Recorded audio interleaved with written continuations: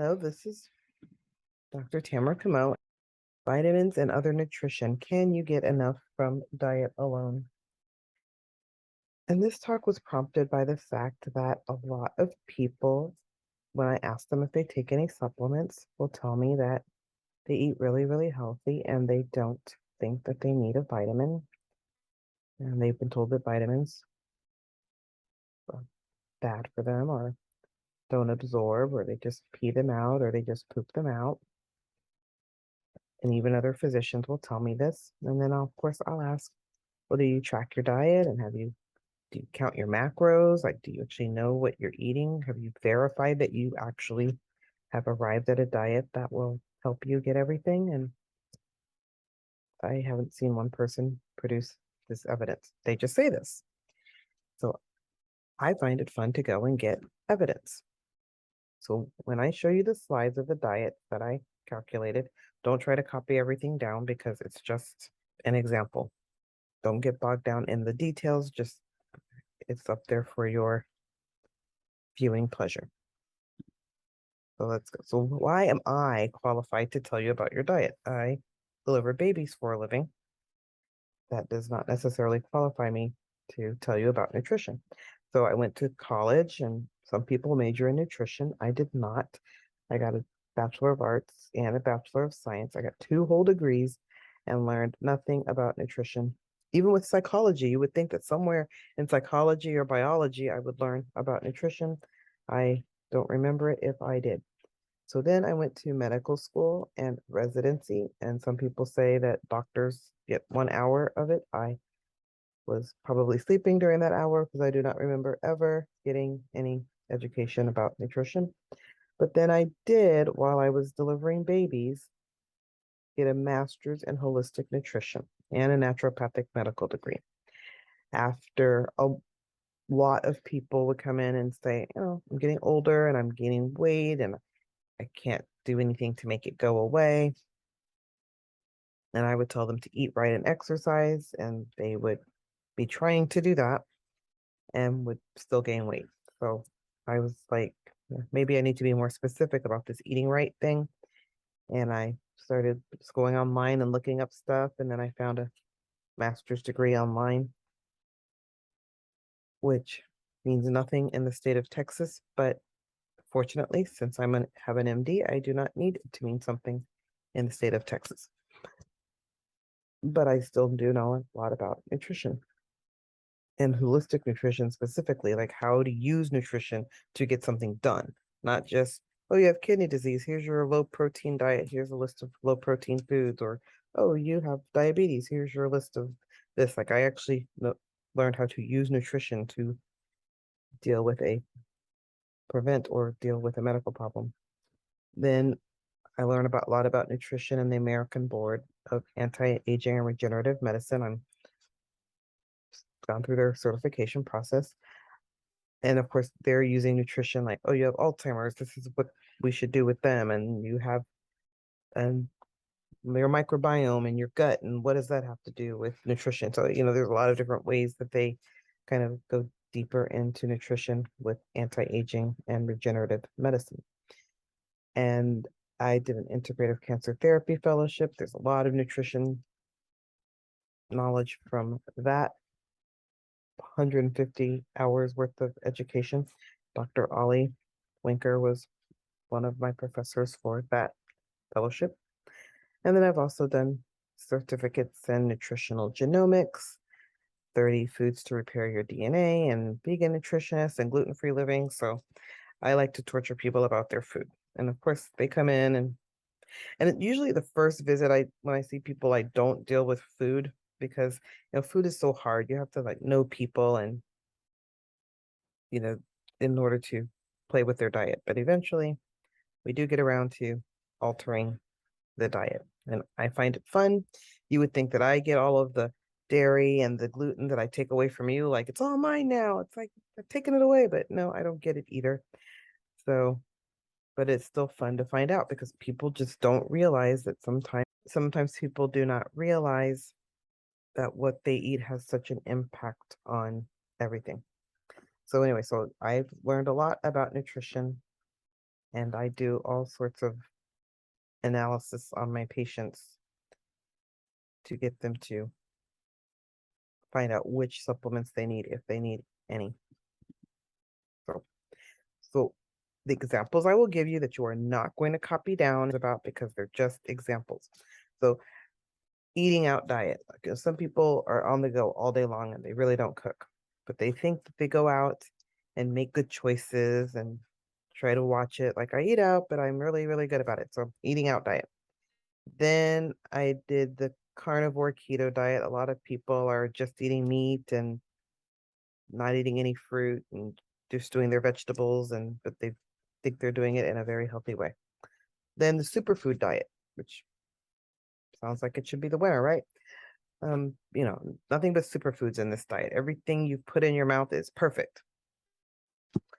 And then I showed another example of it, if I were going to actually hit all the macros, what would I have to do? And I did have to use supplements, but we'll go through all of that. And when I put these in my tracker, like my personal diet is a zone diet. So 30% fat, 30% protein, 40% carbohydrate ratio. So it's like a South Beach. It's a well-rounded diet. It's not one of these extreme diets. But so I use it in my tracker, 2,000 calories a day. I tried to get around that. And I use the recommended daily allowance. I don't have it set to like really high parameters. Like, did you meet the minimums that the government says you should meet? So that's how my diets are set. So we'll go through those really quickly so then we can analyze them later. But so let's say the eating out diet. So this person, this ended up being 2,500 calories. So they just ate an egg McMuffin for breakfast. That's it. With it, it had sausage and egg and the orange juice that comes from McDonald's. But then for lunch, they had a salad. A lot of people were like, I don't eat that much. Just have salad. And, so they had a salad and green tea. Green tea is good for you. Then they had a snack because they got a snack during the day. Then they had a dinner. They went to Outback Steakhouse. They had a skinny margarita.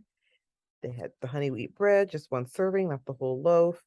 They had a side salad and broccoli and a signature steak. So, I mean, they tried. All right. So let's see how that broke down. Did we get our vitamins from doing this? It was pretty well rounded. And I'll also go through, most people aren't eating 4 meals a day. This is like every single person I had do 3 meals, breakfast, lunch, and dinner, and a snack. And a lot of people are intermittent fasting, so they're not eating 4 meals in this very short period of time. So this is like an amount of food that a lot of people actually don't eat. But anyway, so they had 211 grams of carb, 178.2 grams of net carbs. This is actually not what I eat, but this is what I allow. My parameter is set to let me eat this many carbs. So they actually didn't ate a normal amount of carbs. It wasn't low carb, it wasn't high carb, it was just normal amount of carbs. They were sufficient in vitamin A, C, choline, and chromium. Just those 4. But they got about halfway there on iron, selenium, copper, and some of their amino acids. Way over half, like almost sufficient. Then halfway there on a whole lot of them. But then they were low in a whole lot more. They didn't get any iodine, no vitamin K, no lycopene, none of it.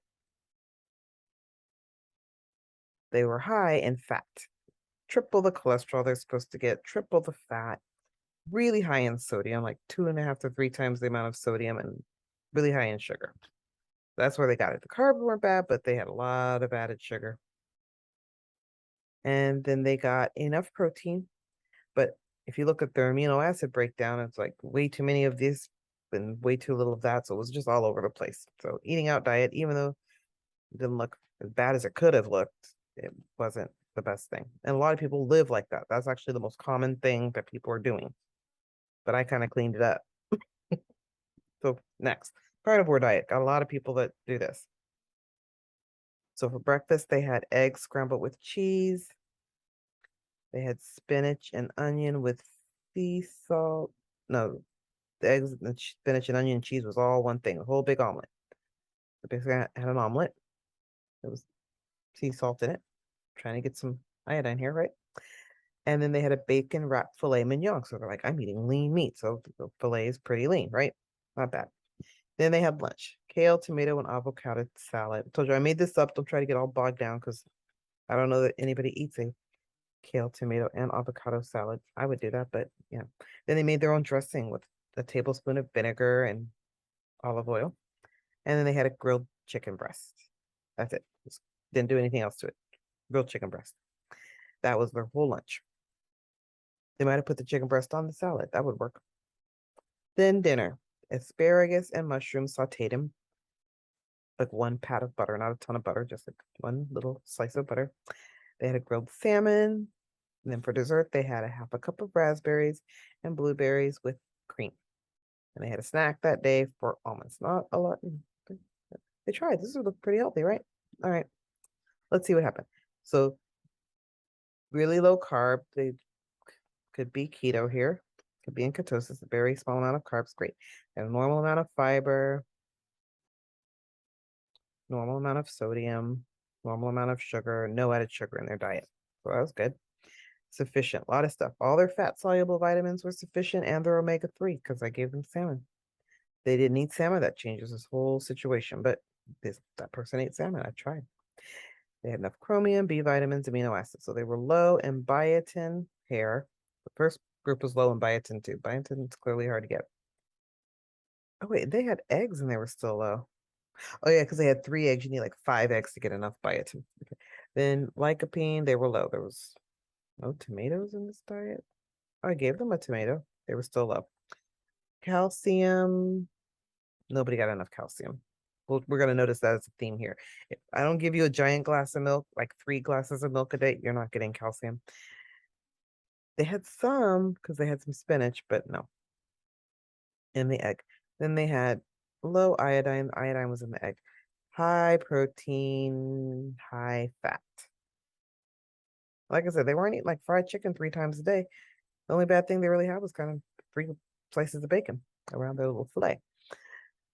So how much protein should you get? 2 grams per kilogram of body weight. So if you are a 140-pound person, you would get 125 grams per day. So maybe it was okay if it was a guy, but if it was a girl, no. They double the cholesterol, 4 times the fat. So they got a lot of vitamins, not all of them, but over time, the thing that's going to get them is this cholesterol fat. It's got to go somewhere. And then, this amount of protein on their kidneys, it's going to exhaust all their enzymes. So there's a lot of other things in this that beyond vitamins, but we're just looking at vitamins, right? So here's the vitamins. So the next superfood diet. So let me think. That was 2,045 calories. Superfood, just a little under. You got a lot of stuff going on here. Like I own all of these things. They're all in my house and I eat all of these things, but not all on the same day. But this person did. So here we go. We had a watermelon and ginger root elixir. So basically they put watermelon and ginger with some water and made a drink. There's their drink. Then they had some oatmeal with that. And they put ghee in it, which is like butter that doesn't have any milk products in it. So it's like they're being dairy free up here. Then they had a strawberry and 10 blueberries on the oatmeal.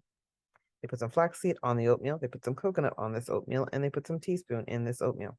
So this oatmeal was very, very powerful. Maybe they would use some of the cinnamon in the shake they have later because it was a lot of cinnamon. Okay, anyway. So for lunch, they had a tomato and an avocado with some quinoa, like I made a salad out of that. Then they had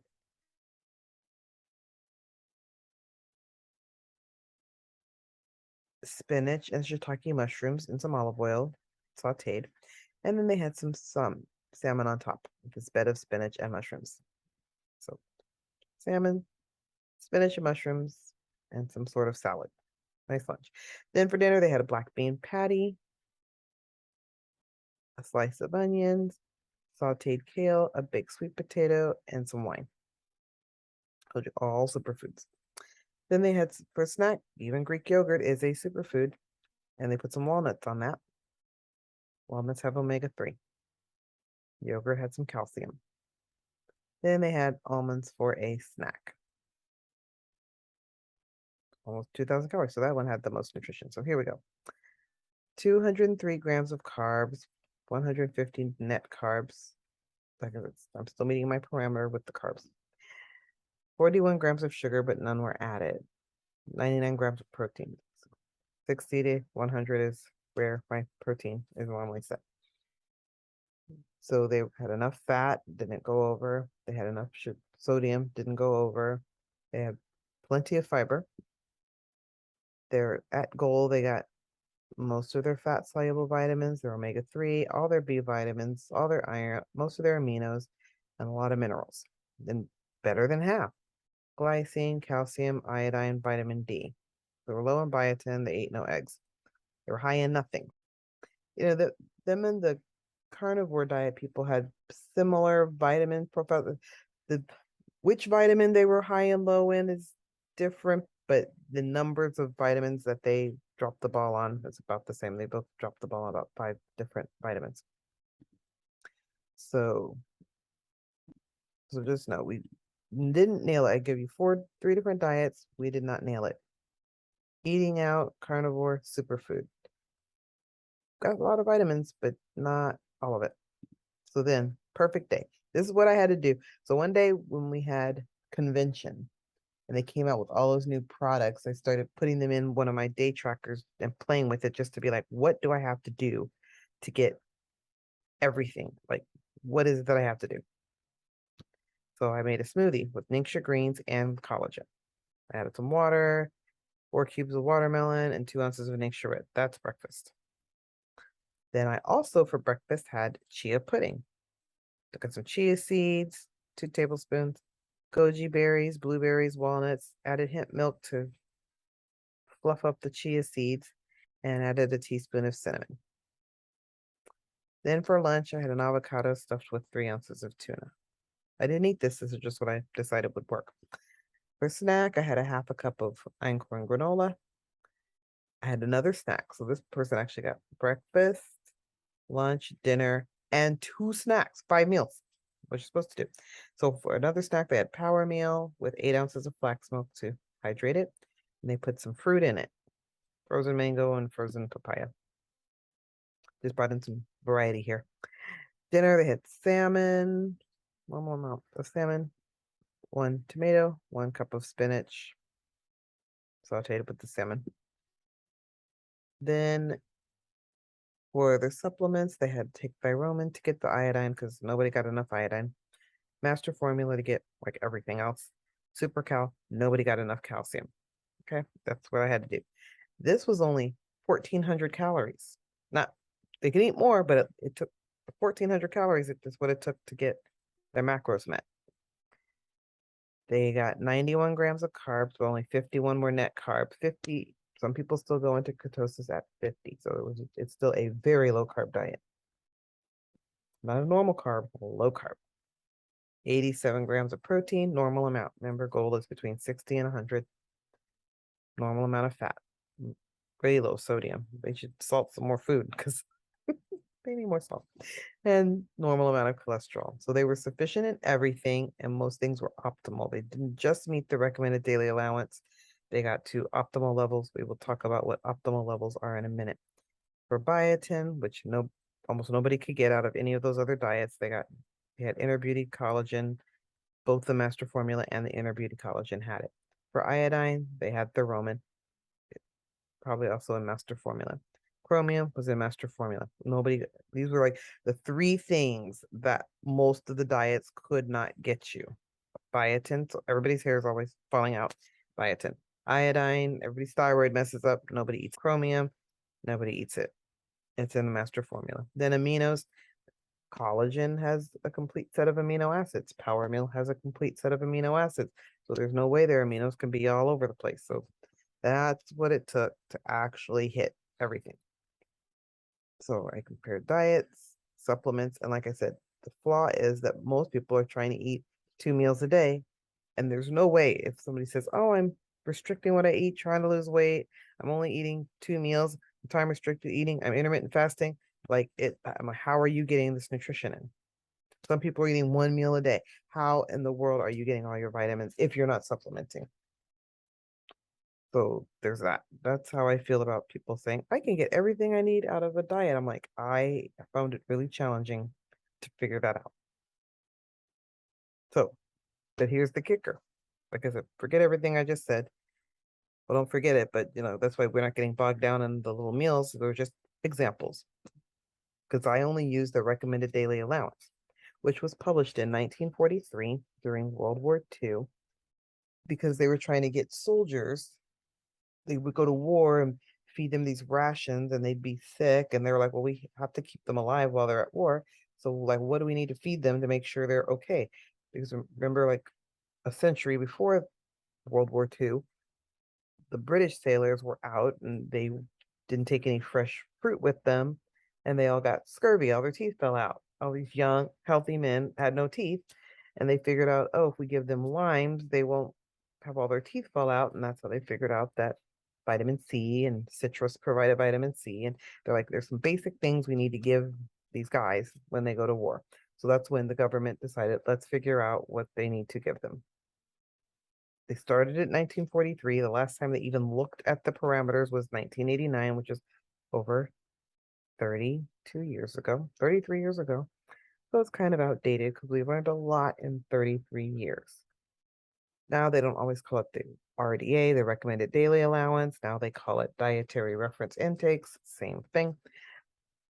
I think they revisited in 2001.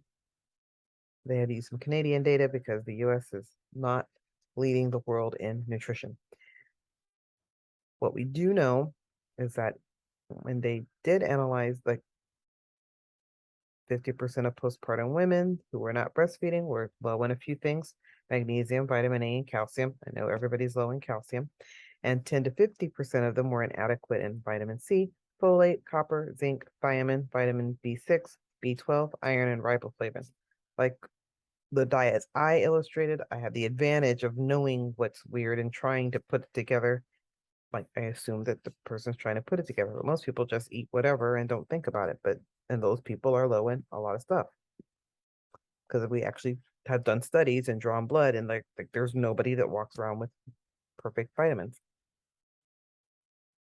So health versus disease. So here is the other thing about vitamins.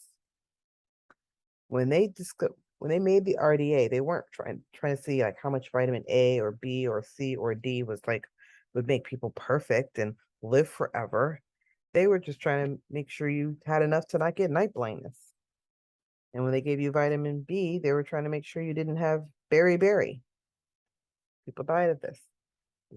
Wanted to give you just enough vitamin C to not have scurvy, not to be healthy, not to not get infections. Just like we just want to get them healthy enough to be at war.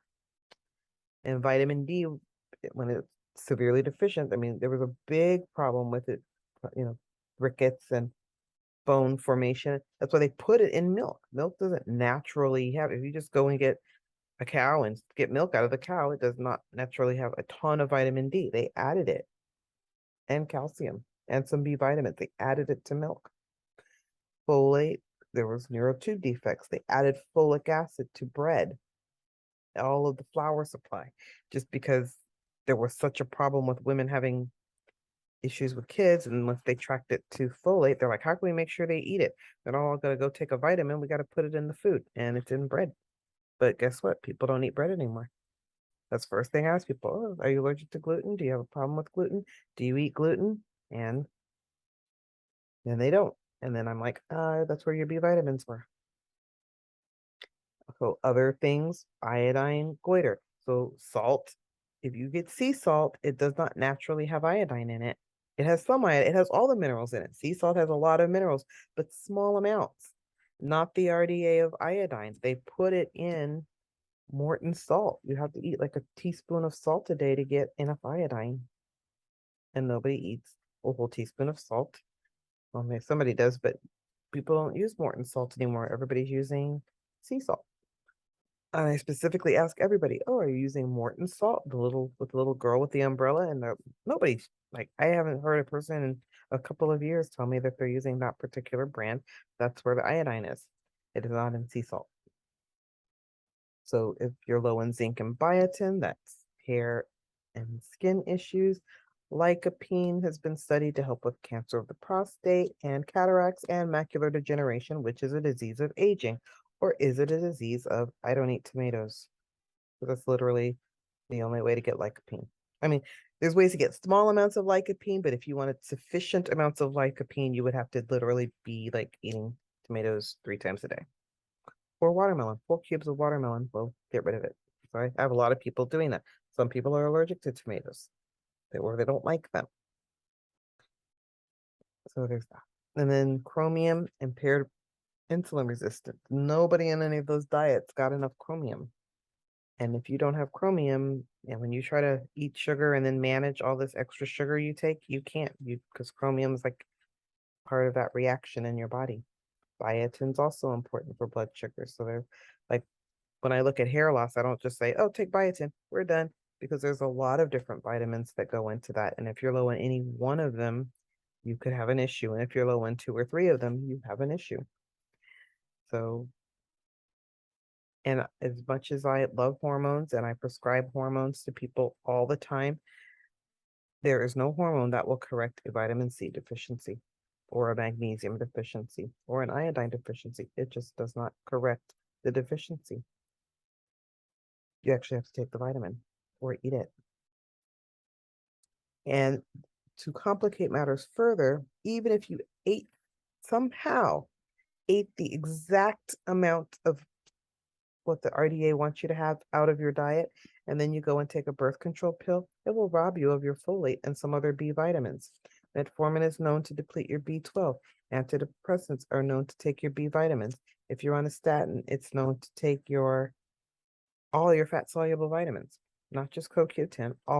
It collects fat, not just your cholesterol, anything that looks fat, anything stored in your fat. So even if you ate right, you could still be doing something that depletes. Smoking takes your vitamin C.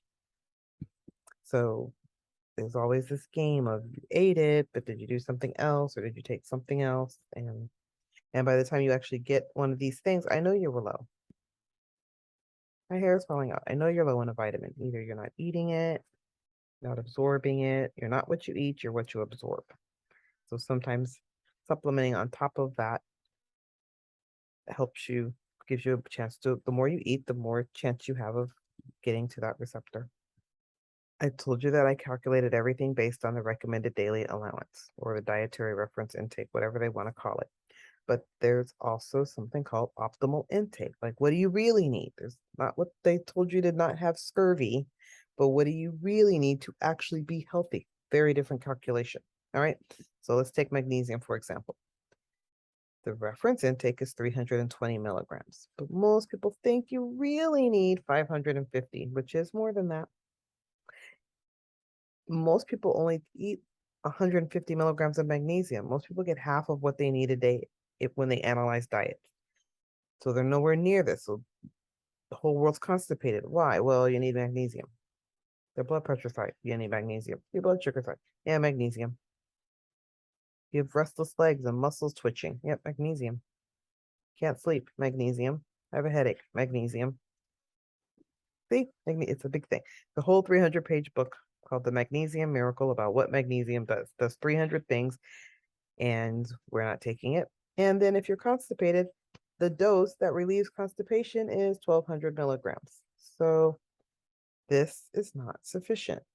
This is closer to, I mean, I have people, when I'm trying to find out how much magnesium a person needs, I'll tell them keep taking it until it makes your stools change. You don't have to like be dying of diarrhea and not get off the toilet. But if you're like, I was constipated, now it relieved me, and it took me 600, then 600.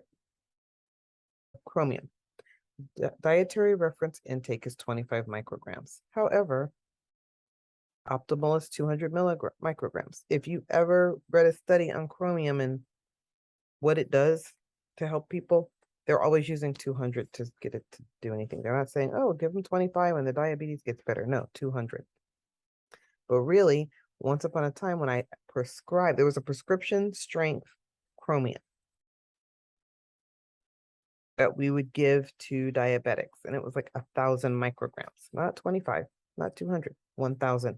It was FDA approved to add as an add-on therapy. If a diabetic was on a medication and it was not sufficiently controlling their diabetes, we would prescribe them 1,000 micrograms of chromium plus an obscene amount of biotin together as a prescription dose. Vitamin C, dietary reference intake, depending if you're male or female, 75 to 90 milligrams. So, and if people eat fruit, they can get that. A lot of people don't eat fruit, especially like oranges and things, because so vitamin C, according to the optimal intake police, they think it's 200 to 1,000, but according to me, it is your bowel tolerance dose.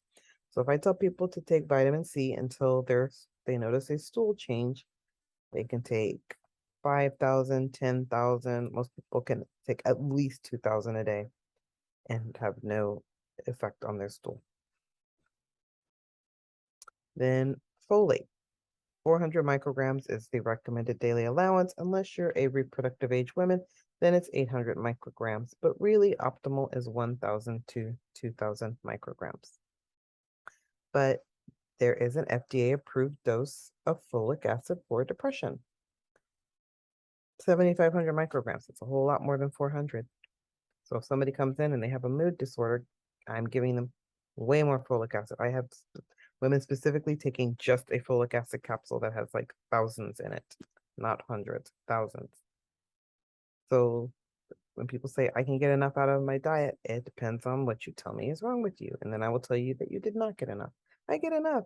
Oh, aren't you constipated? Don't you have high blood sugar? And don't you have an autoimmune antibody? And aren't you sad?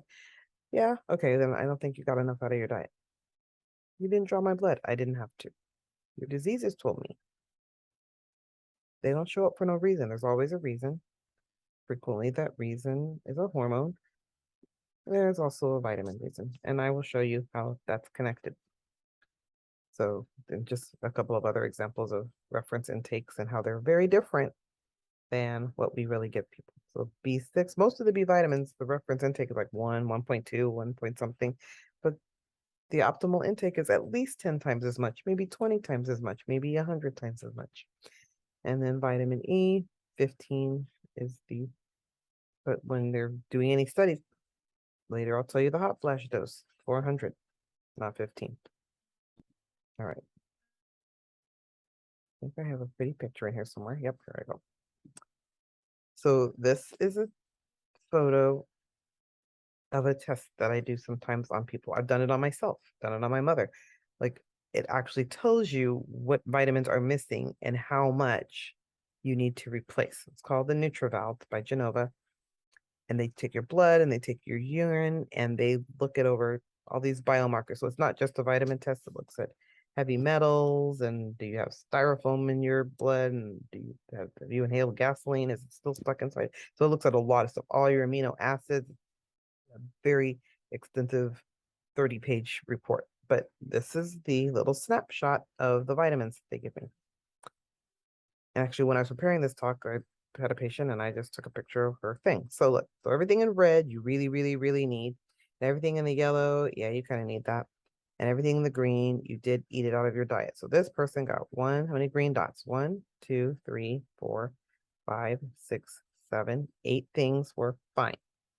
Then 1, 2, 3, 4, 5, 6, 7, 8, 9 things were medium. And 1, 2, 3, 4 things were in the red zone. So remember when I showed you all those other diets and I'm like, oh, some of the things you ate were fine. And some of the things you ate were kind of low, and then some things were not there. See, here we go. We really analyzed to really prove. And this is not somebody who's like, oh, I barely eat and don't do right. I mean, this is someone who's like, I eat healthy, I'm trying. So let's see. Here in this column, take a look, is the dietary reference intake, right?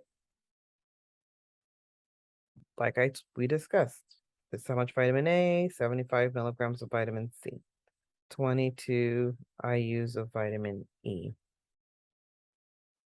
1.1 B12. So it just gives you like what we think, what the government says. All right. So here is what they actually think she needs in order to get all these things in the green. So she's in the yellow with the red. She needs 5,000. Vitamin C, she needs 2 something. Vitamin E, 200. Something we didn't track, alpha lipoic acid. I can't track that. CoQ10, we'll talk about this in a minute. And here's all her B vitamins and so look at how much higher this number of what she actually needs in order to get everything green compared to what the RDA said you need. This is what she actually needs to replace. 1,200 micrograms of folic acid is what her actual daily need is. It actually tells you how much you should be doing. So if you want to eat it, I mean, I don't know how much kale you'd have to eat to get this much folate. It would be hard. Because you didn't even do it, and I gave those people a lot of food. I gave them 2,000 calories. Could they do it in 4,000 calories? Well, then, that's a different problem. So anyway, she actually did eat enough omega-3. That's really hard. See, she's trying.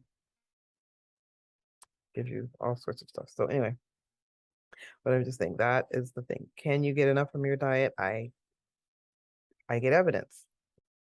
Menopausal women are different, have different needs. Like we know that pregnant women need a different amount of everything than everyone else. They have a baby and it's demanding some stuff, but it's a tiny baby. It's only going to weigh 8 pounds. So they need more, but not that much more. But a menopausal woman, I've always said this, they need even more than pregnant women because once all those hormones go, the vitamins are all you have left between you and a disease, and your body will try to use them. Everything you get, it will use, and if anything in your bone, it will rob.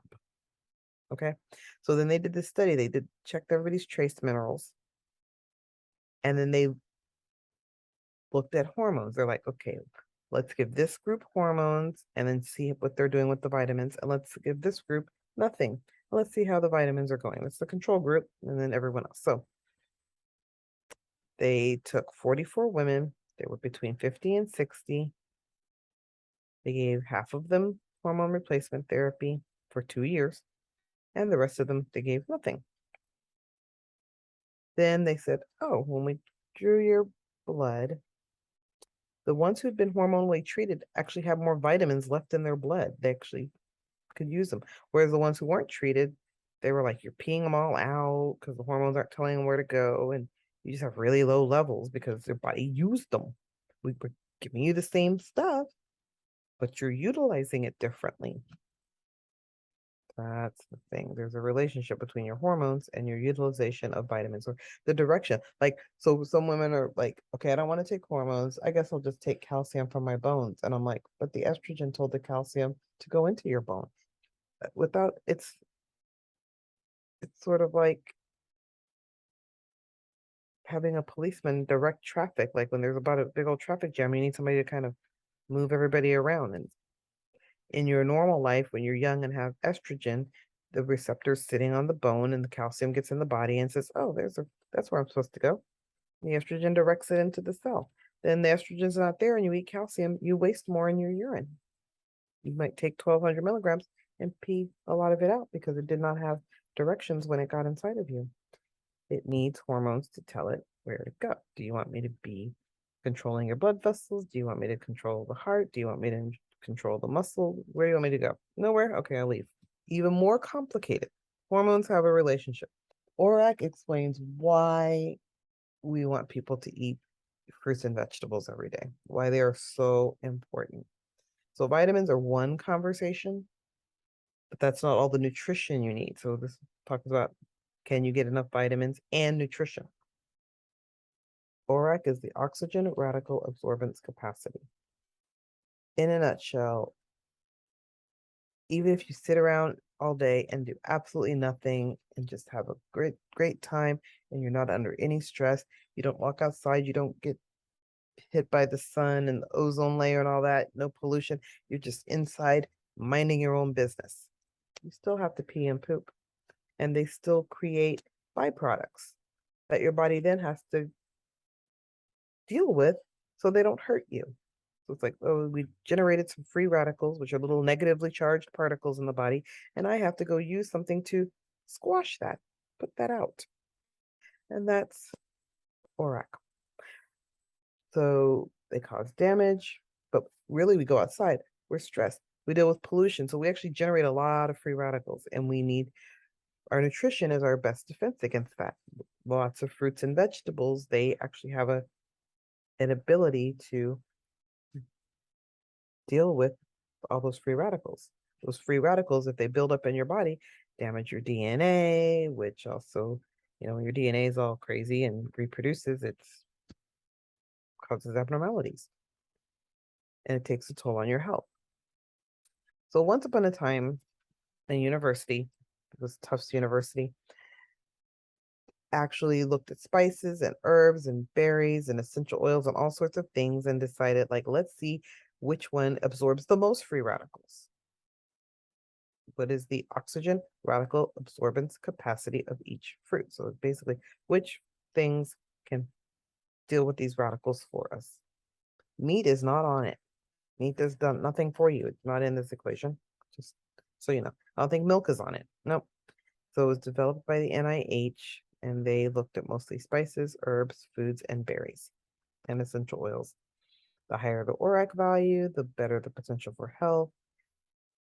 But then they really, they couldn't develop a drug based on this. They couldn't. So it's like kind of not in favor. The concept is sound, but they really want you to get this out of foods. People developed supplements that had high ORAC values, and they weren't allowed to make any claims that it would help because it's not a drug. So it's a whole big, you're not going to see a lot of this now, but I mention it because I think it's a very important concept.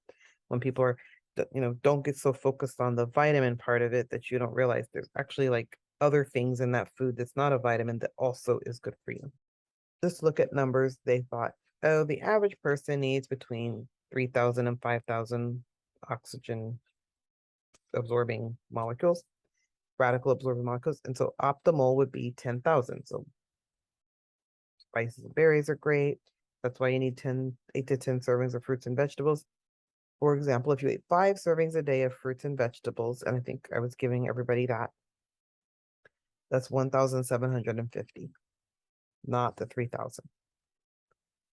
And if somebody's doing carnivore diet, they're not necessarily getting 5 servings. So here are some numbers just to look at for a minute. Let's drink some tea. We'll get about 1,000 radicals. We need to get up to 3,000. Some teas have more than others, like rooibos tea. Certain vitamins actually can clean up some trash for you. Vitamins A, C, E, selenium, zinc, lutein, zeaxanthin, lycopene. Remember, a lot of people were low on lycopene.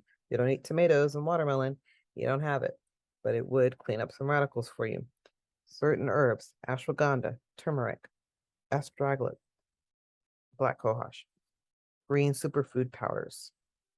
So things that have like spirulina, chlorella, and every fruit and 40 fruits and vegetables, 20 fruits and vegetables, whatever. There's a lot of powders, and some of them in the past published their ORAC values. So some of this information is from when that was meaningful. About 2014, they stopped really even looking at it because they didn't know how to monetize it. So anyways, green superfood powders, 15,000 to 40,000 per serving. Like some people were advertising that. That's pretty good. You take a scoop of that and you're done for the day. Essential oils, clove is number 1. Not even just oil, clove, actual cloves, but myrrh, fennel, clary sage, all of these are pretty high on the scale. Vitamin C, I read somewhere that 1.5 grams supplies 730 ORAC units. So, and we know that vitamin C is one of the things that will clean up some. 1 glass of red wine, 7,700. Depends on the red wine, but it's somewhere in the thousands. Every time you have a glass of wine, in the thousands. Even white wine has some power, not as much as red wine. Superfruit drinks, which are also purple and red. I like purple and red things.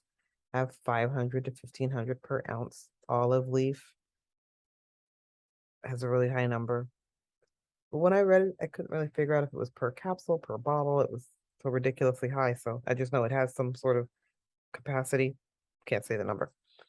1 teaspoon of cinnamon, 5,200. That's why everybody was getting a teaspoon of cinnamon in all my diets, because I'm like, whoa, power.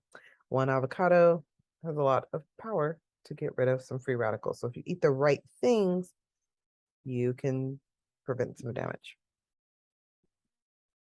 So I analyzed the diets that I showed you before, and these are rough estimates. Don't take these numbers to be 100% true. They're just my best guess.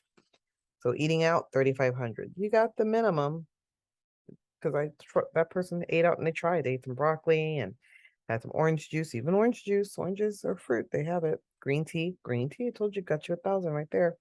So that did good. So the carnivore diet, they actually did okay because I gave them a lot of superfruits. They had a raspberry, they had some blueberries, they had spinach, tomato, kale. Got about probably 6,500. The superfood diet, of course, was full of, I gave them wine. That right there gave me I was halfway there with just the wine. This person got some wine, they could catch up. And then the perfect day, they had Elixir red, that's purple. They had a green powder. I gave them points for that. They had goji berries. I gave them points for that. Blueberry, avocado, cinnamon, and power milk. I gave them points because of all this fruits and vegetables. All right. That's just for illustration purposes. On this perfect day, had they had turmeric, like the golden turmeric, that would have given them some more of this. They weren't taking olive leaf supplements. They could have taken olive. So there's a lot of ways to make this ability to deal with free radicals better. I just highlighted vitamins, what kind of foods they're in.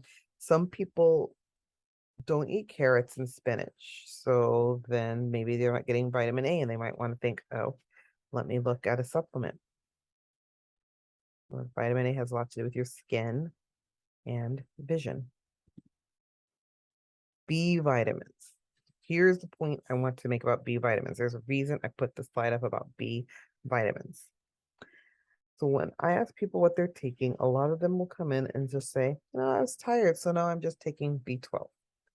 And then I will ask them, well, what happened to 1 through 11? Like, how are you just taking B12 and not like, what are you doing with all the rest of them?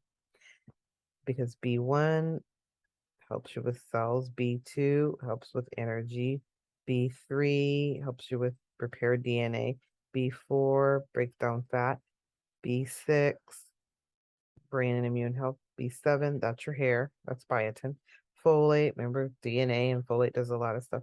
And so why are we not taking all of them? So people don't think about that.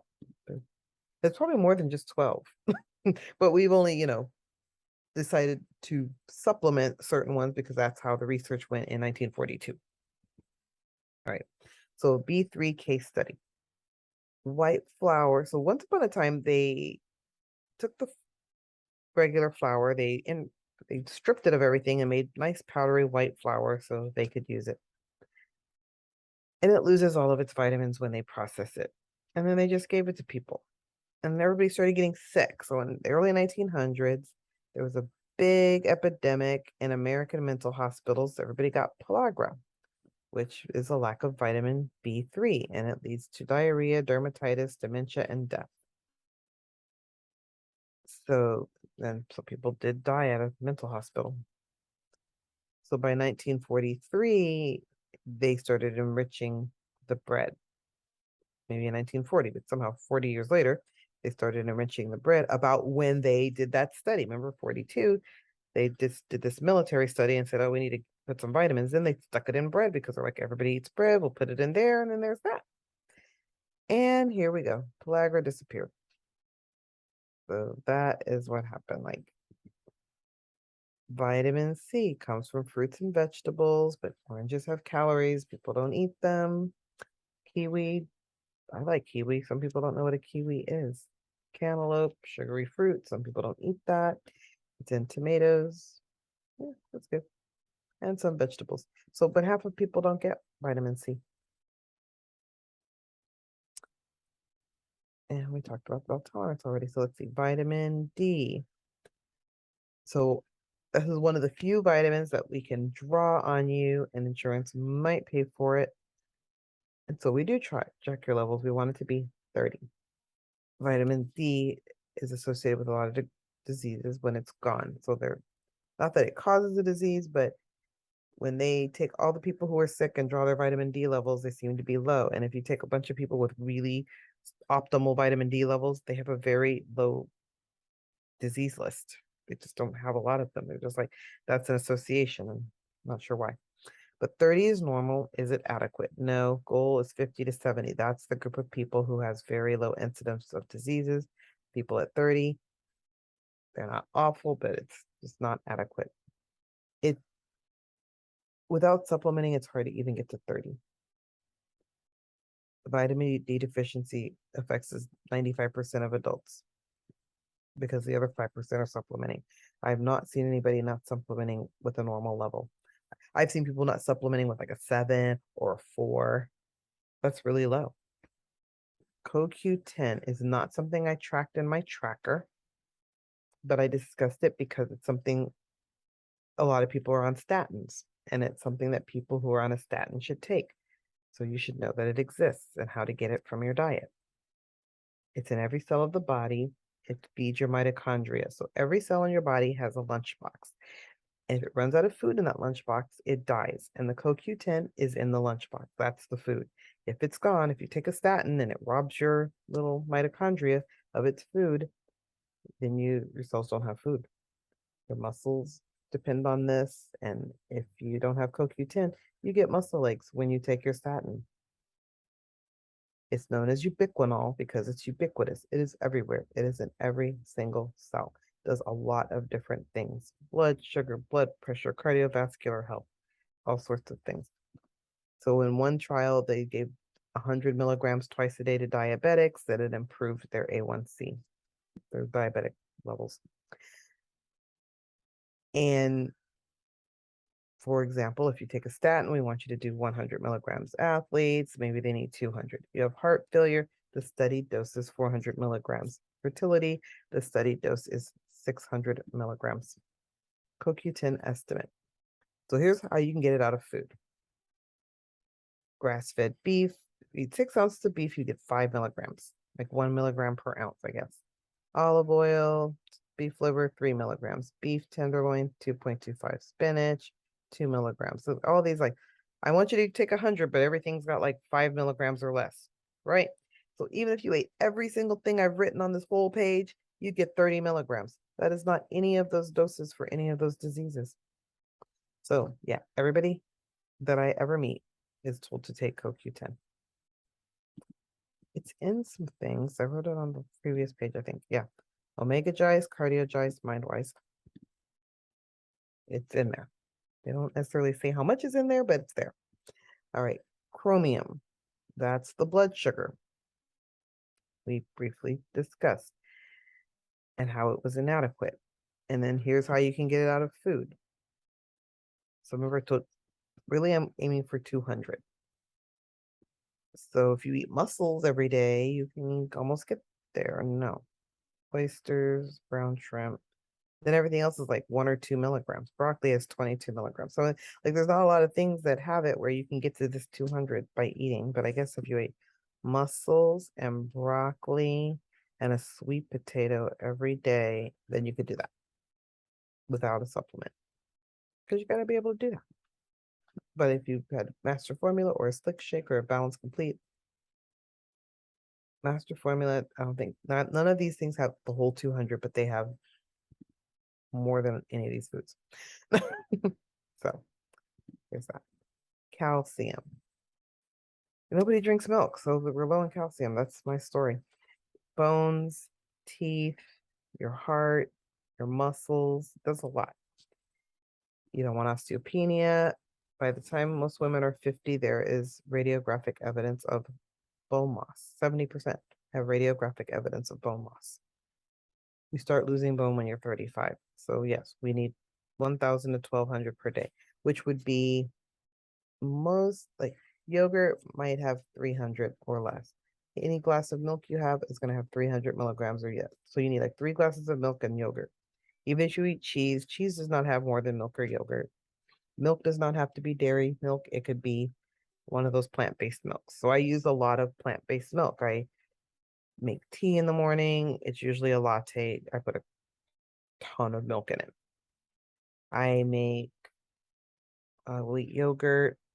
I make cheese because getting it out of your diet is very well absorbable, but most people are going to need to take maybe not 1,200 milligrams a day as a supplement, but maybe 600 milligrams or tablet or two, but it's nearly impossible to get it. Those sardines, if you ate sardines every day, you'd get 351. It's still not the 1,200. And that's the biggest source, legumes, fortified tofu. So if you ate sardines and tofu every day, you'd be at almost 800. Then you can have some milk. Then you might be okay. So sardines, tofu, milk. But nobody wants to eat tofu. So there you are. Cashew milk, 360.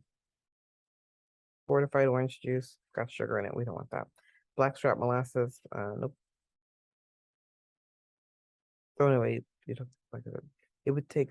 I still encourage people to increase their diet so that they don't have to take 4 calcium supplements a day at different times, but be mindful of adding that to your diet. Magnesium. Half of the people we know don't get enough of the RDA even. Forget optimal, not enough for the RDA. It helps your blood pressure, it helps your blood sugar, it helps your bones, it helps your migraines. So it does a lot of things. And people come in with these 4 things, I start counting up which deficiency they have. So here's all the foods. How do we get to 600? Let's see. Pumpkin seeds. Yep. So when people tell me they can't eat nuts, this is full of nuts here. You get chocolate, only 64 milligrams. So 10 ounces of chocolate a day will get you what you need. Don't do that. Biotin, that's your skin and hair, and even your blood sugar and your cholesterol. 30 micrograms is the bare minimum. Most hair, skin, and nail vitamins, of course, have a lot more.